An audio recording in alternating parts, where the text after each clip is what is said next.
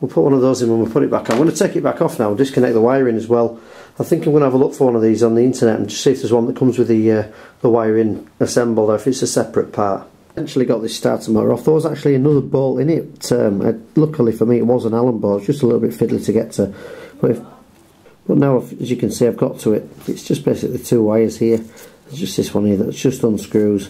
This one on the top just looks like a push fit one. So yeah, it is. Yeah, just pull that one off. I'm just going to unscrew that, and we'll have this starter motor away. We'll have a look at it. It looks pretty much like a sealed unit, really. It's probably not worth messing about for the hassle it's been getting it on and off. I'll probably just buy a new one of those and put it on just for good measure.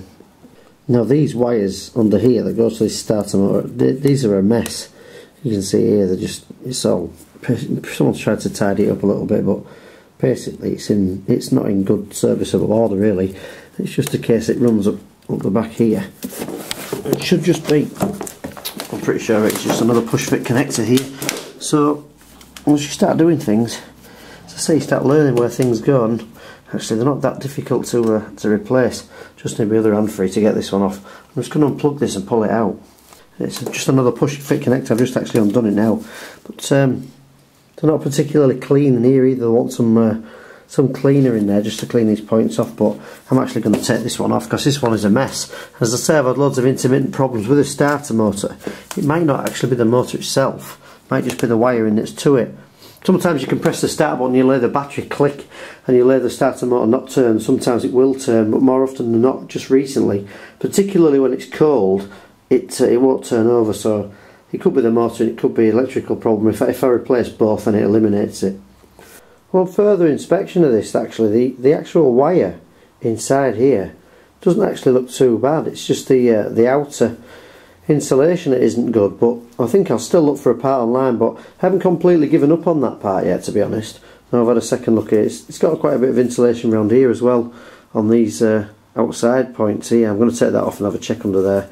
Basically a lot of this fraying is just the outer insulation. It doesn't actually look too bad apart from one part which is there, which is just in the middle. It's quite difficult to get in focus, but there's just one part there that just wants covering up. But the actual wire inside doesn't look too bad. Like I say, I'll have a look inside there.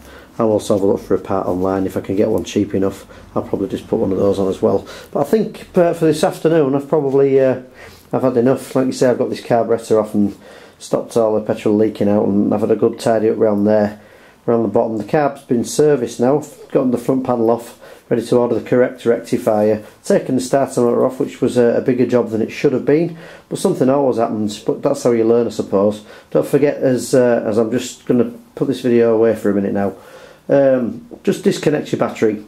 Ideally take it off the bike if you're doing any work such as this. It's also a good idea, I think, as well, which I've not done there, is to take the tank away as well. Can save you a little bit of time, and as well, to be fair, just makes some things a little bit easy to get in. So the sort of 15 minutes you might take taking it off, it might just be worth it. But I've had enough for today, because you say I'm full of cold and I can see my breath in here. To be honest, I've got a bit of tidying up to do, and I want to go and source a few parts, the starter motor, one of these wires and that rectifier box. So that's me done for today, and I'll see you again shortly. As you can see here, I've got some spares for this bike. These are the replacement of the old wiring looms that come off the bike, but unfortunately for me there's no more cable that runs down to the starter motor. But I've had a bit of a closer inspection of this now, and actually I've just put some insulation around it here. But I'm just going to tidy it up. The actual wire inside, it's all okay. It's just the outside of this parts that are just basically, it's just the insulation, it's just frayed. So what I'm going to do is I'm going to take some heat shrink, which is this stuff here. I'm just going to put this on over the top of this. I'm just going to push it straight down this wire here and put it over the top, and I'm going to heat this on to make a nice tidy job of it. So I've got this heat shrink here. I'm just going to push this over the top. I've cut it to the right length and push that down to there. I'm just going to get a heat gun now, my heat gun that's just up there on the shelf. I'm just going to get that down and heat that up, and it just softens it up, and it should shrink it to this wiring loom here. Just got my heat gun here. You could actually do this with a lighter if you didn't have a heat gun. It'd help if I turned it on at the wall first, really. But anyway.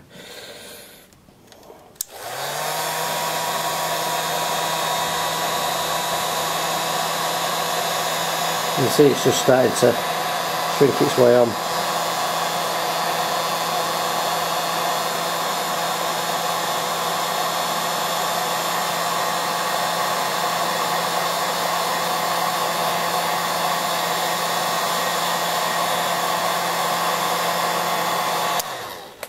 And there you go, it's as easy as that to do. It's just called heat shrink wrap. It just shrink wraps itself basically to the wherever you want it. You just cut it to size, put it on, and just heat it up. When it's cooled down a bit, it'll be nice and hard as well, and that'll protect that wiring for a few years to come yet. And I shouldn't have any issues with any wiring. I'll do the same on the next part as well. Might just have to tape that bit up. I'm not sure I could get some over there, but I'll have a go, make a tidy job of this, because it's the only one I've got, and I'm pretty sure from looking at the wiring inside that it's okay.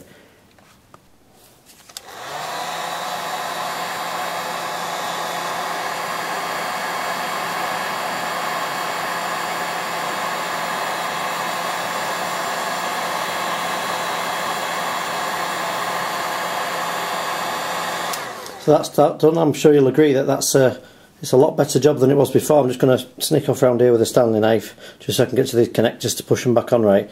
As you can see there, it just shrinks itself really nice.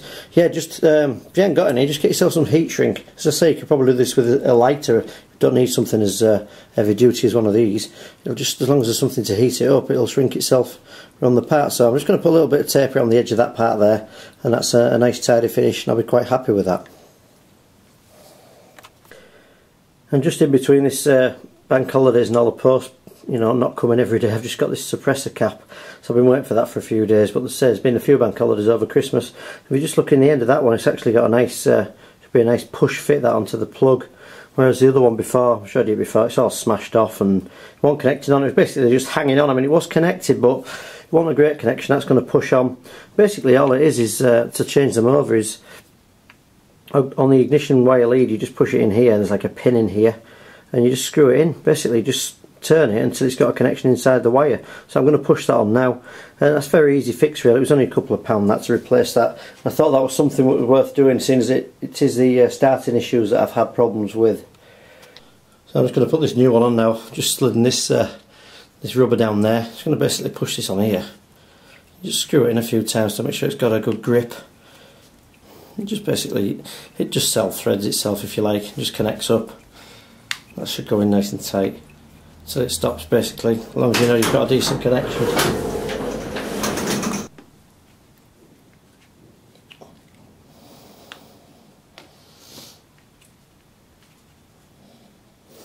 Just push that back over the top, just keep any dirt off it as well. That's fine, we'll pop that back on. I actually tested this and pushed this on the plug earlier. What can't get in with the video at the minute. If you just push it back on, it actually makes a nice click as it goes on. I'll try that now actually. As you could hear there, you probably hear that. That's just gone on nice, and I've got a nice connection there now. I'll tidy these wires up I think as well. It's just on the bottom of here. Need a little bit of tidying up. Could spend forever on it to be honest, but got to remember really what you're working on. But as long as I'm getting a good spark, I'm happy with that. So it's a lot better than having this one. There's all oil running down the side of this one onto the plug. And just making a bit of a mess really. It used to have like a round cover on it. I'm not sure if it's perished with being in this freezing cold garage or just dropped off or something like that, but yeah, I've got that now on my spark plug on, and I've also got this this part nicely heat shrinked up. So I'm just waiting really. I've ordered a starter motor that still hasn't come, and I've got a few emails sent to a few people about this rectifier, see if I can get another one of those, but if not I will test it without it first, and we'll see what we get.